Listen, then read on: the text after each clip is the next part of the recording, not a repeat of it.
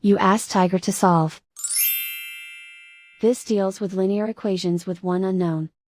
The final result is 8 equals 9/2. Let's solve it step by step.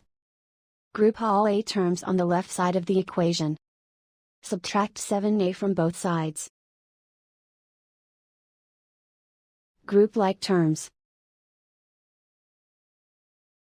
Simplify the arithmetic. Group like terms. Simplify the arithmetic.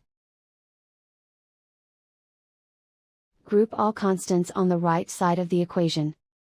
Subtract 1 from both sides. Simplify the arithmetic.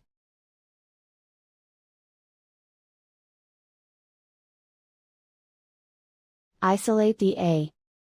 Divide both sides by -2. Cancel out the negatives. Simplify the fraction. Cancel out the negatives. And so the final result is 8 equals 9/2.